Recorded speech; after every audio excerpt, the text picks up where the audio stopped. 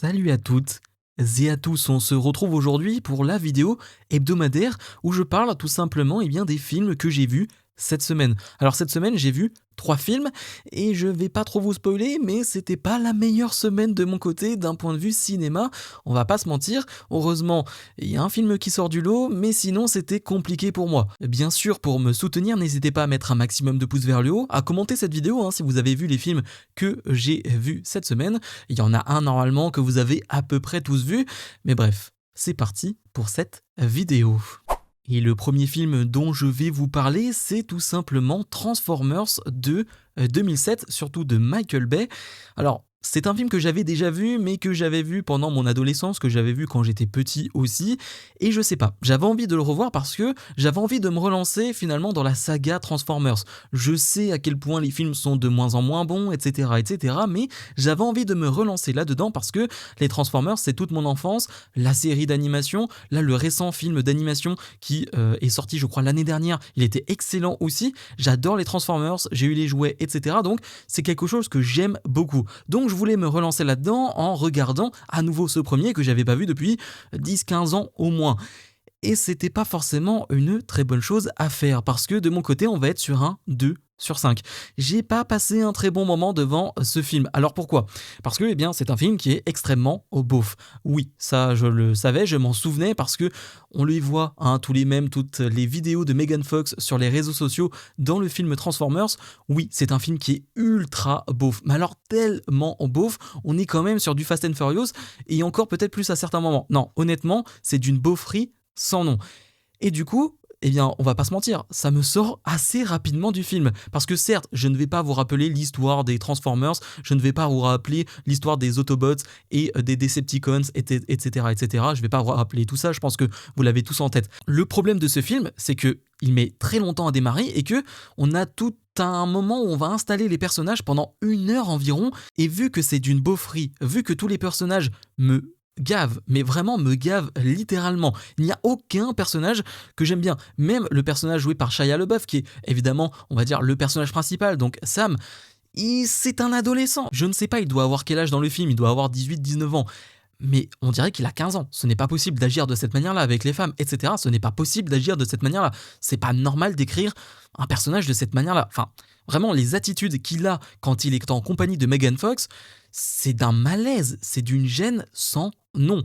Et donc, on a toute cette première heure où on nous met en place les personnages-là, et c'est d'un ennui. Vu que je n'aime pas le côté beauf, vu que je n'aime pas les discussions, les personnages, je m'ennuie mais tellement. Alors oui, c'est un peu mieux quand les différents Transformers arrivent, quand les Decepticons arrivent, quand les Autobots arrivent, quand à la première apparition d'Optimus Prime, oui c'est un peu cool, parce que ça, il faut le dire, ça c'est le point fort du film, même quasiment 20 ans après, les effets spéciaux sont incroyable, mais vraiment incroyable. Il n'y a pas un moment qui est moche dans le film. Il n'y a pas un effet spécial qui est raté. Non, vraiment pas. Tout est magnifique et je dirais même que même la manière de filmer de Michael Bay, je trouve que le film est beau, globalement. Je trouve qu'il y a des idées, on va dire, avec le soleil notamment, il y a des idées de coucher de soleil, etc. Je trouve que le film, globalement, la photographie, elle est belle. Pas simplement les effets spéciaux, mais la photographie, elle est belle. Mais le problème, c'est le reste, c'est le scénario. On intègre des personnages, des histoires secondaires, avec notamment le personnage de Rachel Taylor qu'on avait vu, surtout que j'avais vu moi dans Jessica Jones, qui joue la meilleure amie de Jessica Jones. Je me souvenais pas qu'elle était dans ce film-là, mais en même temps, elle a un rôle tellement secondaire. Elle arrive avec une histoire où finalement, elle va aider évidemment l'armée à arriver à ses fins, à les aider dans toute cette histoire avec les Autobots et avec les Decepticons. On a aussi le personnage de l'agent Simons, qui est joué par John Turturro, que j'adore dans Severance, que j'aime bien dans Batman aussi. Mais là non, c'est pas possible. En fait, chaque personnage qui est introduit, c'est une situation en plus pour faire une blague. En fait, j'ai l'impression que c'est blague sur blague sur blague. Alors oui, on s'ennuie un peu moins dans la deuxième partie parce que oui, t'as plus d'action. Mais même les scènes d'action, je suis désolé, mais j'ai du mal vraiment à prendre du plaisir. Les seuls moments un peu jouissifs, c'est lorsqu'il y a les transformations. Ça, c'est cool. Pour le coup, c'est vraiment génial. Mais les scènes d'action, je les trouve même pas très très cool parce que c'est tellement, mais tellement sur un rythme soutenu qu'on ne comprend rien. En tout cas, moi, je trouve ça assez illisible à plusieurs moments, notamment la première scène où on voit le premier Decepticons qui va donc attaquer une base de l'armée. On ne comprend rien, c'est dans la nuit, je ne comprends rien à ce qu'il se passe. Alors peut-être que ce n'est que moi, peut-être que je n'aime pas ce genre d'action-là, filmé de cette manière-là, c'est possible, mais je ne comprends rien à quasiment toutes les scènes d'action. Il y a une scène d'action que j'aime bien, c'est à la fin du film, où on est dans les airs avec les avions, et là c'est un peu cool, ok, la manière de filmer, t'as une espèce de plan séquence qui est très sympa, mais ouais, là on est dans la ville, à la fin, on ressent un peu le danger dans la ville, donc encore une fois c'est bien filmé. On a heureusement quelques ralentis, ce qui donne finalement un peu de temps pour nos yeux de voir les choses, donc c'est plutôt cool, les ralentis sur Optimus Prime lorsqu'il se bat, etc.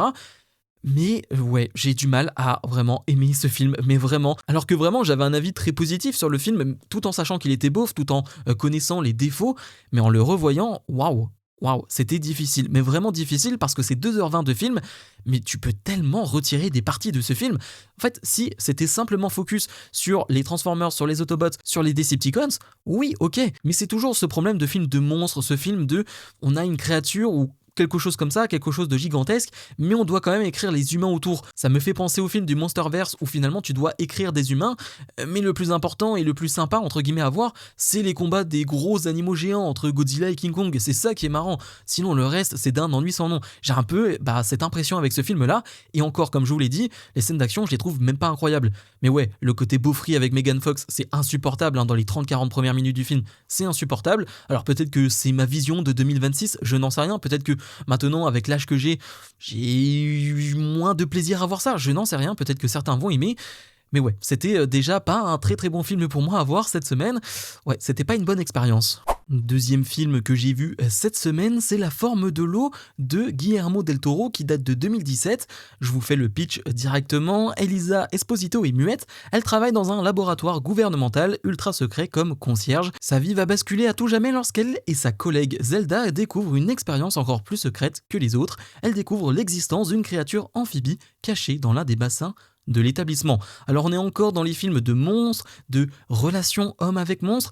Je voulais voir plus de films de Guillermo del Toro justement dans ces relations hommes et monstres. J'ai vu Frankenstein il y a quelques mois que j'avais trouvé excellent. J'avais vu son film Pinocchio et donc je voulais voir d'autres films de Guillermo del Toro parce que j'aime vraiment ces films globalement.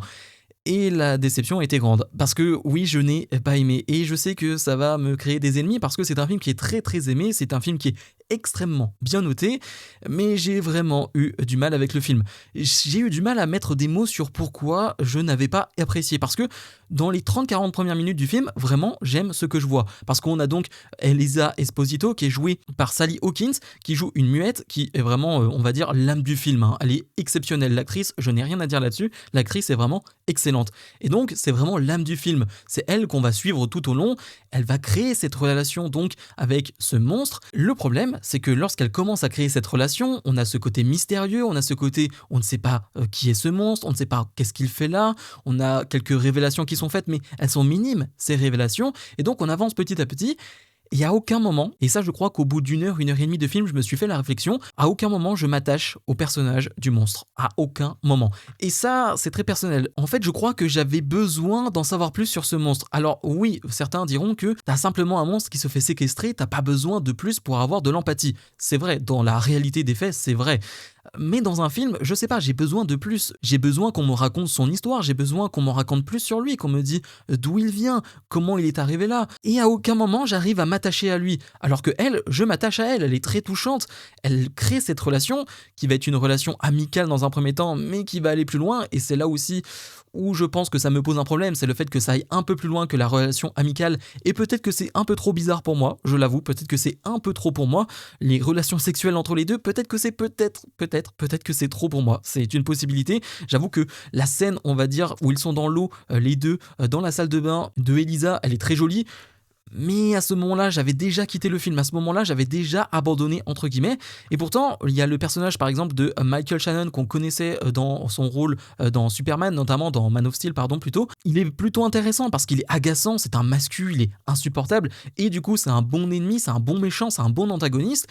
Mais je sais pas, il me manque un truc. Esthétiquement, c'est beau, rien à dire.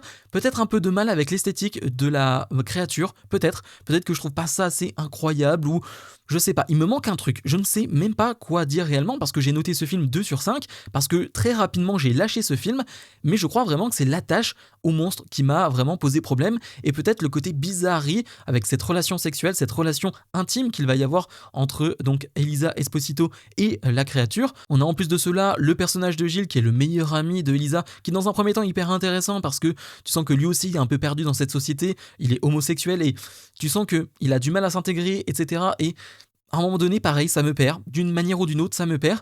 Et du coup, ouais, au fur et à mesure du film, je me perds. Au fur et à mesure du film, je ne suis plus dedans. Et le film se termine et j'en ai pas grand chose à faire de cette relation entre les deux. Voilà, c'est très difficile à dire, c'est très difficile de mettre des mots finalement sur les problèmes que j'ai avec ce film. Je pense que c'est une question de feeling, de ressenti. Mais ouais, j'ai pas grand chose d'autre à dire de plus, malheureusement. Et le dernier film que j'ai vu cette semaine, c'est le film Train Dreams, qui est disponible sur Netflix depuis maintenant 2 ou 3 mois, quelque chose comme ça. C'est un film de Clint Bentley. Je n'avais rien vu de Clint Bentley auparavant. Mais donc le synopsis du film, c'est Robert évolue vers l'âge adulte au milieu des grandes forêts du nord-est Pacifique, où il participe à l'expansion des chemins de fer américains au début du XXe siècle. Il épouse Gladys avec qui il fonde un foyer, et puis finalement une tragédie va perturber sa vie de couple et surtout sa vie en général. C'est un film que j'ai adoré, je crois que je l'ai noté 4,5 sur 5. J'ai vraiment beaucoup aimé, ça m'a fait du bien dans cette semaine d'avoir un film que j'ai vraiment beaucoup aimé. Déjà je dois le dire, hein, Robert Grenier, qui est donc joué par Joel Edgerton, qu'on avait vu du côté de Star Wars, hein, oui, ok, c'est le seul rôle que je connais finalement de cet acteur, il est incroyable dans ce rôle. C'est un film qui a été nommé à plusieurs reprises aux Oscars, hein, pendant plusieurs catégories.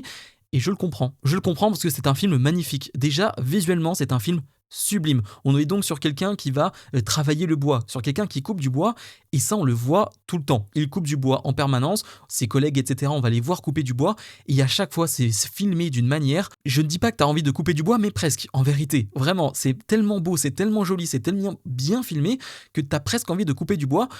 Tu as une sensation du travail, on va dire, fait avec les mains. Je sais pas comment expliquer, mais il y a un vrai travail qui a été fait à ce niveau-là, et du coup je ressens la dureté de son boulot, je ressens la difficulté de son boulot, et ça c'est qu'une partie du film, le côté travail du bois, le côté dureté du métier, le côté camaraderie qu'il peut y avoir aussi entre ses différents collègues, mais ça ouais, c'est qu'une partie du film. L'autre partie du film, attention ça va être un gros spoiler, hein, parce que oui je suis désolé, je suis obligé de rentrer dans les spoilers, c'est la tragédie qu'il va y avoir dans sa vie, parce que il a donc une femme, il a donc un enfant, la relation elle est très jolie, encore une fois elle est simple, elle est efficace, mais elle est très jolie, donc c'est avec l'actrice Felicity Jones, que personnellement je ne connaissais que pour Amazing Spider-Man 2, je vais pas vous mentir, mais qui donc joue le rôle de Gladys, et la relation elle est très pure, elle est très simple, elle est belle. Malheureusement, elle va brûler. Ouais, c'est dit simplement comme ça, mais sa maison, sa cabane va brûler. Lui, qui revenait du boulot, va voir sa cabane justement brûler et ne va jamais retrouver son enfant et sa femme. Et il y a tout un mystère sur la deuxième partie du film sur est-ce qu'elles sont encore en vie, est-ce qu'elles sont parties, est-ce qu'elles sont mortes.